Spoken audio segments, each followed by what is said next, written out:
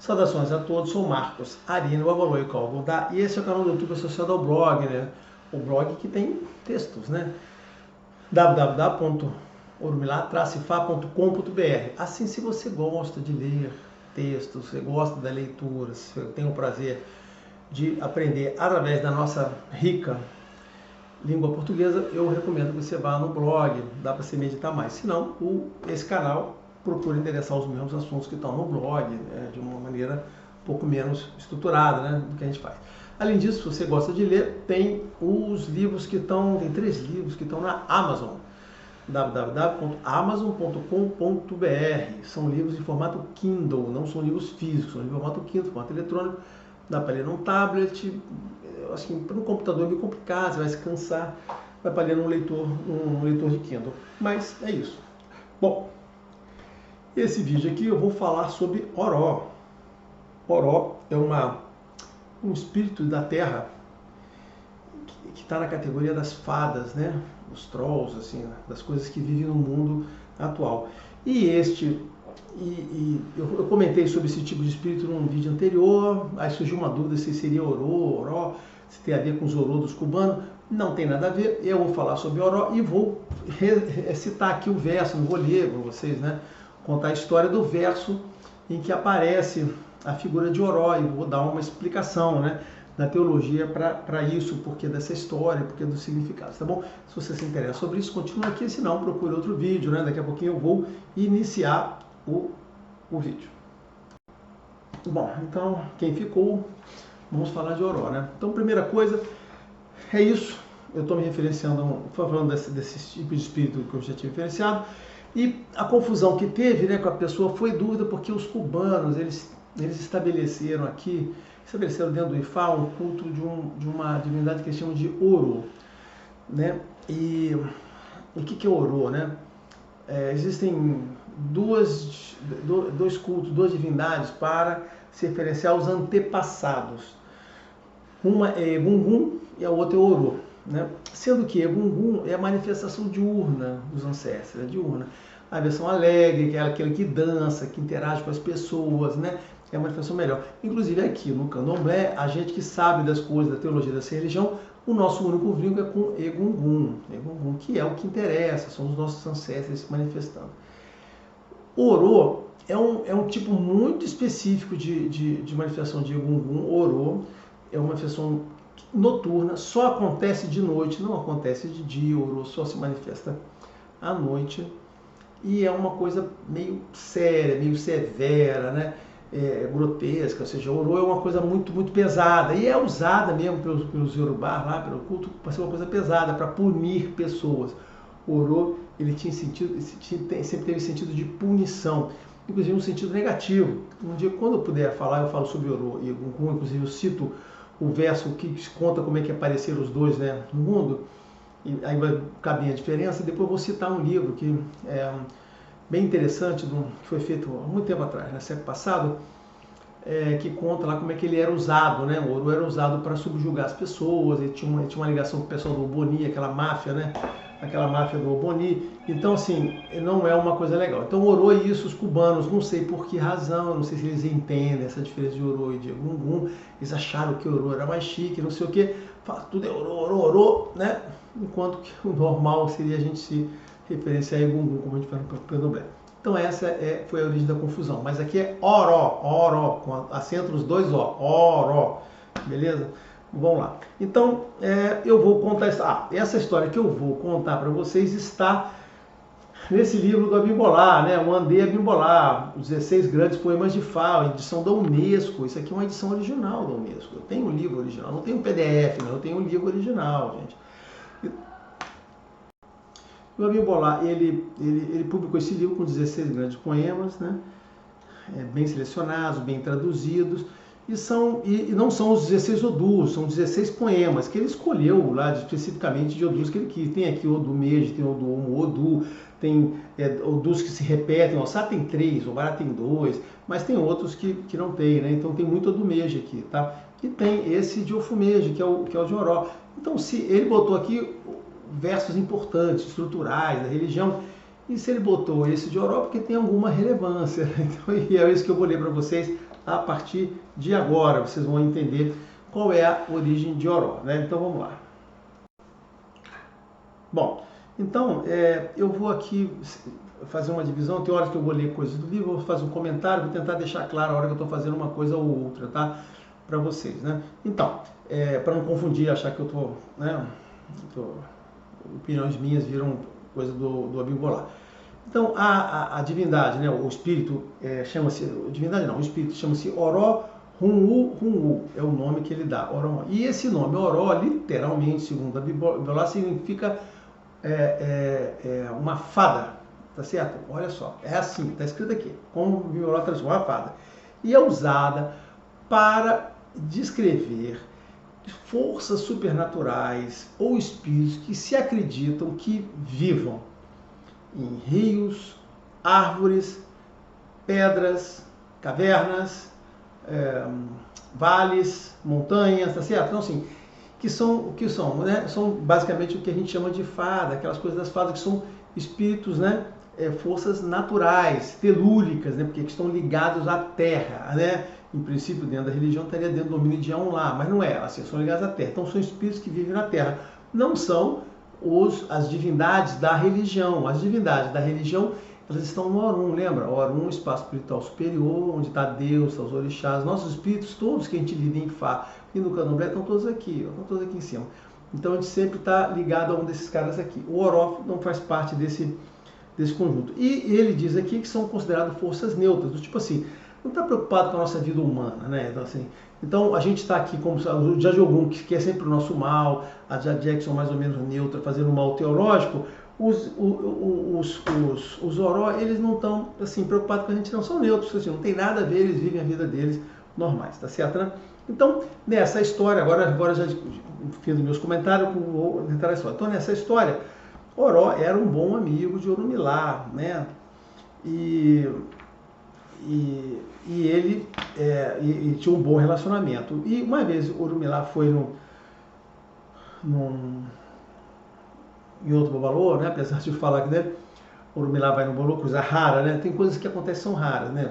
Essa história aqui, esse verso, ele tem várias coisas que são bastante inéditas. Então, primeira coisa, né, o Orumilá procura outros babalaôs para se consultar. Geralmente ele próprio se consulta para ele mesmo. Então, o babalaô, eles disseram que eles iriam fazer eles tinham que fazer um ebó para que a amizade deles não tivesse problemas na vida dos dois. Aí Orumilá tem uma reação muito diferente de todos os outros versos de Fá, que aparece aqui.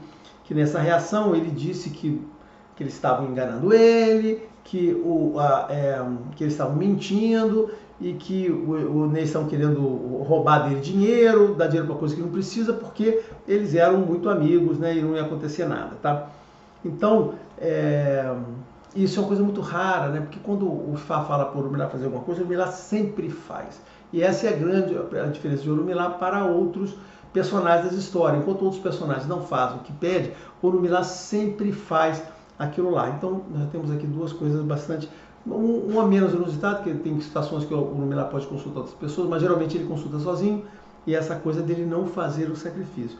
Então, ele não fez, e sempre disse pro Oró, que a gente não tem preocupação, porque, cara, quando você me procurar na minha casa, eu sempre estenderei uma esteira para você, minha casa estará sempre disponível, aberta para você sempre vai ser bem tratado, vai ter vinho o tempo todo, ou seja, então ele sempre disse que seria muito bem recebido na casa dele, se fosse lá, tá? Muito bem, aí ele não fez a coisa, parará, ficou naquele ponto. Aí o Orumilá viajou, né?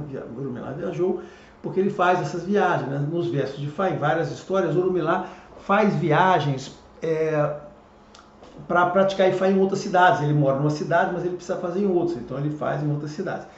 Aí quando ele viajou, o Oró foi... O que aconteceu? O Oró, beleza, o Oró foi na casa dele. Quando chegou lá, o Oró, ele se apresentou e as pessoas acharam muito estranho, tiveram uma reação que foi muito ruim de Orumilá, foi muito ruim para ele. Mas o que acontece? Esses espíritos desse tipo, Oró, eles são sempre assim, são coisas feias, não são bonitos, eles são meio mancos, assim, eles têm sempre uma aparência muito feia, esses espíritos têm sempre uma aparência muito feia.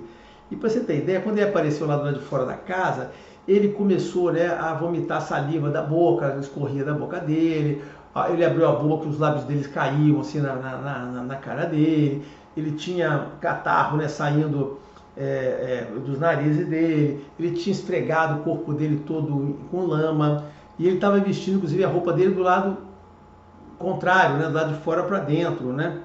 E ele caminhava todo torto mesmo, assim, né, assim, andando todo, porque ele era meio manco, né? Então vinha para ver na casa. Quando as pessoas da casa de Oromilá, né, os parentes dele daquele compound, porque outra coisa é o seguinte, né, lá os africanos eles têm os tal dos compound, né? Compound assim, é uma pequena vila. As famílias moram em vilas. Essas vilas são espaços limitados e eles têm às vezes casas diferentes. Então tem um espaço no meio, fica ali no compound as casas lá, né? As pessoas vivem no compound. E quando ele chegou lá, as pessoas viram, começaram a rir dele, porque para aquelas pessoas que não conheciam o Oró, foi uma coisa engraçada, ficaram rindo daquela aparência toda. O Oró se sentiu, né, muito ofendido com aquilo ali, né? E ficou muito chateado. Aí o que ele fez com o tecido daquilo? Ele abriu a bolsa dele, pegou lá aqueles evil, a gente pegou um feitiço, vamos dizer assim, um feitiço dele, não é uma medicina, porque não é feitiço, na verdade ele usa ervas, né? Ele usa lá uns negocinhos do mal e jogou lá no chão, pá, e virou as costas e foi embora, deixou tudo para trás. O que aconteceu? Ele pegou aquele feitiço e jogou no chão. Pouco ele tinha se afastado e a casa de Oromilá caiu em total confusão. Algumas pessoas foram afligidas por epilepsia, começaram a ter ataques, outras tiveram reclamação de dor de cabeça, de maluquice, outras estavam se comportando como se fossem pessoas doidas mesmo, tá certo, né? Algumas tiveram dor de estômago muito forte, dor de cabeça, né? E eles começaram a sofrer de frio, começaram a ficar geladas, ficar calafrios, todas elas começaram a passar mal com aquela coisa dele. E aquilo se instaurou na casa dele, né? Aquela doença espalhou e pegou todo mundo lá. Bom, aí que aconteceu? O Oromilá tinha viajado, quando ele chegou no destino dele, ele consultou Ifá para ver se estava tudo bem. E quando ele consultou Ifá, ele descobriu que estava acontecendo uma coisa muito ruim na casa dele. E aí ele pegou, juntou tudo e saiu voando, voltou correndo. E encontrou aquela confusão toda que estava acontecendo lá e disseram. Aí o que ele viu? Ele chegou, que as pessoas disseram, né, lá, as pessoas lá disseram que tinha sido Oró, que tinha aparecido lá e tinha feito isso, né? Aí o que ele fez? Ele lembrou que o pessoal de fato tinha consultado para ele e dito para ele que ele devia fazer o ebó para não ter uma briga, e foi imediatamente atrás de Oró. Quando chegou de Oró, ele começou a cantar os encantamentos, pediram para Oró perdoar ele, tá certo, né? Então, para não passar, e ele pediu, implorou, né, para que Oró perdoasse ele. E aí ele disse, olha, o que aconteceu foi que as pessoas abusaram de mim quando falaram. Você disse que eu ia ser você me tratado bem, eu fui muito maltratado quando fui lá, na sua ausência. E aí aí o verso agora vai uma série de coisas repetitivas, no formato padrão de verso de Fá, né? Que ele fala assim, ó, se eles abusaram, a Oromilá falando, se eles abusaram de você, eu sou a causa. Ninguém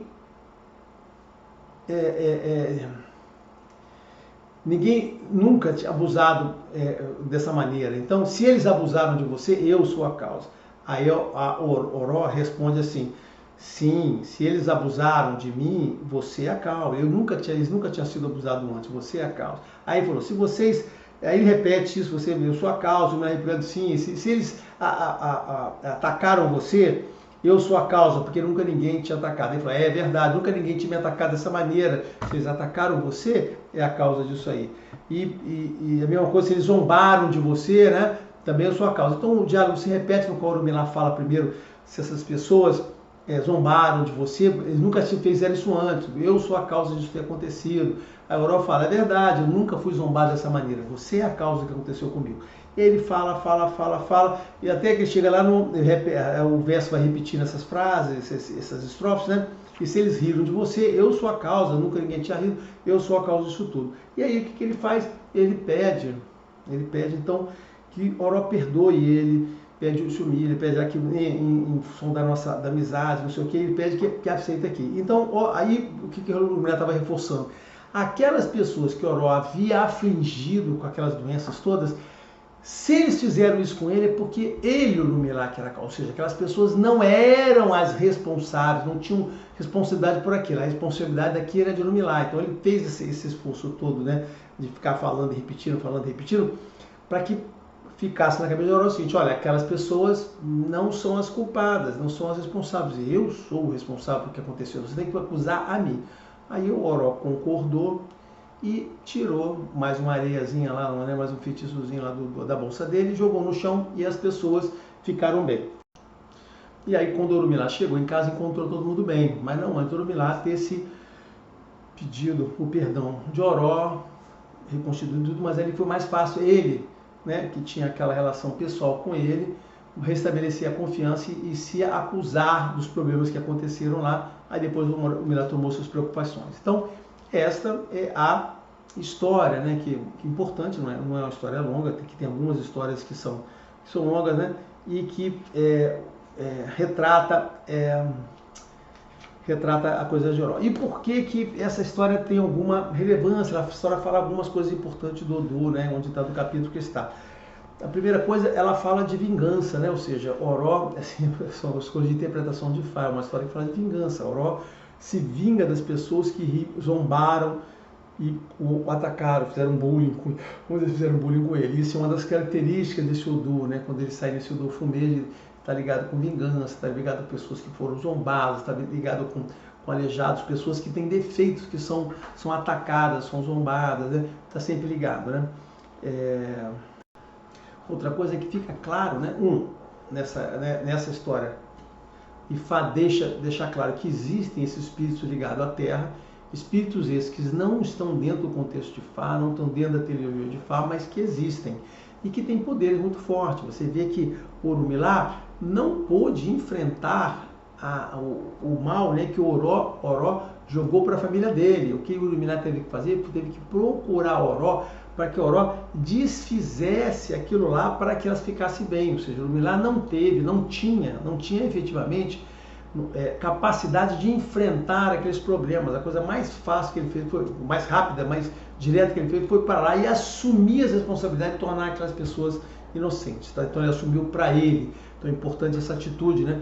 Você reconhece que você, Urumilá, foi alertado para fazer alguma coisa. Isso é coisa de assumir a responsabilidade. Ele havia sido alertado para tomar uma atitude, fazer uma coisa. Ele não fez aquilo que o Ifadê vieram as consequências. O que ele fez? Não, ele não deixou na acusação das pessoas. Ah, vocês riram dele. Não, olha só. Eu fui alertado que aquilo poderia acontecer, não fiz nada, então eu sou o responsável e tenho que assumir essa responsabilidade. Olha aqui. Tem essa coisa. Outra coisa é esse reconhecimento, esse entendimento do limite, da capacidade de Orumilá e do próprio Babalaô. O Babalaô tem que entender o papel dele. O papel é que existem, nesse supernatural que existe no nosso mundo, existem muitos espíritos, muitas energias, e muitas delas estão completamente fora da capacidade do Babalaô de enfrentar isso. O Babalaô não é um superpoderoso, não é Deus na Terra. O Babalaô é apenas um representante, um sacerdote que representa Deus no sentido de receber as mensagens quando as pessoas procuram ajuda. Quando você procura ajuda, você procura o Babalaô, através do oráculo de Fá dele, através do Pom, né, vai se comunicar com o Orum, aí estabelece uma ponte de ligação com o Orum, vai receber aquelas mensagens, o Babalaô vai interpretar e vai passar para você da melhor forma possível, que você possa entender o que Deus está ali dando como indicação, como recomendação, como diagnóstico dos seus problemas, para você poder tomar uma ação, tomar uma atitude para poder endereçar. Então, e o Babalaô que vai fazer baseado nisso, e somente nas coisas que Ifá disse, olha, Ifá diz, isso tem que ser feito. Então, o Babalaô se restringe a fazer somente aquilo que está em Ifá, e ele vai, através dessas indicações, mobilizar os orixás, e os orixás vão atuar aqui no mundo para poder lhe ajudar no tempo que for necessário, no tempo que se colocar. Então, o Babalaô, ele não pode tomar outras ações que não forem essas indicadas por Ifá, e esse é o papel dele. Se as pessoas acham que o Orô faz tudo, que ele tem poder de tudo, tudo que pode, Deus, né, como se fosse representante de Deus, Deus em terra, as pessoas estão enganadas. O nosso papel aqui é um papel muito direcionado, muito restrito e muito bem definido pela teologia de Ifá. Na teologia de Ifá está definido o nosso papel. Então, dentro deste papel, nós temos a capacidade de atuar isso. E veja bem, nós somos o Severino, o cara que carrega o carrinho de mão lá cheio de cimento, né, cheio de areia. A gente carrega lá. Nosso trabalho é receber essas informações, fazer, passar e atuar. Desde que no oráculo diga que existe orixás dispostos e os orixás estão no Orum. Existem um monte de coisa que acontece no contexto do Aie aqui, desse supernatural, que a qual nós não vamos conseguir fazer efeito. Existem coisas aqui que são tratadas exclusivamente pelo pessoal da Umbanda. A Umbanda que está dentro desse contexto do Aie aqui, né? A Umbanda não é parte dessa religião, mas é um culto que cuida desses espíritos, desse supernatural que está no Aie. Pode ter que ter no Aie. Pode ter que ter outros cultos que existem, que também trabalhem com Aie, e tem que ser direcionado. Não adianta a gente querer, sendo um sacerdote ou um culto que está somente ligado ao Orum, né? Orum, nós estamos ligados ao Orum, nos avançarmos em cima de uma atuação que não nos compete, porque esse supernatural aqui, se não está descrito no nosso verso, o que tem que fazer, nós não temos que atuar. Então, essas fadas, né, que existem por aqui, esses espíritos tipo Oró, esse Edu deixa bem claro o seguinte: olha só, isto existe, são espíritos ligados à Terra, né? Tem muitos outros cultos aí ao longo do mundo que entendem e descrevem isso, existem mitos, não sei o que, mitologias, histórias falam isso. Então, nós estamos dizendo assim, existem mesmo. A gente, o Orumilá, né, nesse Edu, reuniu tudo isso, chamou tudo de Oró, né, para mostrar lá, mostrou que tem um poder e um poder acima do que ele se pode fazer. Essa não é a única história, existem algumas outras histórias no qual também acontecem problemas, o Orumilá não consegue resolver e tem que recorrer de outras maneiras. Tem uma história uma vez que ele teve um feitiço feito por um sacerdote de Ossan, né, que nas histórias, nos versos de Fá, os Ossãs são os sacerdotes que se opõem ao Orumilá, né? Porque eles fazem os feitiços, os ossanistas são os feiticeiros são os feiticeiros. Então, teve uma família dele também, acho que um filho de Orumilá, foi afetado por um feitiço que o Ossan fez, e o Orumilá não conseguia tirar. Ele fez através de Ossan, não conseguia tirar um negócio de ervas que foi feito lá. O que o Orumilá fez? O Orumilá teve que fazer uma coisa contra um outro membro da família da pessoa, para aquela pessoa ficar assim: olha só, você alivia aqui que eu alivio cá. Aí ele conseguiu fazer dessa maneira. Então, assim, a atuação da gente aqui, quando está diz respeito a ele, tem limites. As pessoas têm que entender isso. E tem que entender que existem essas forças que estão acima do que a gente reconhece, que existem aqui, mas nós não lidamos.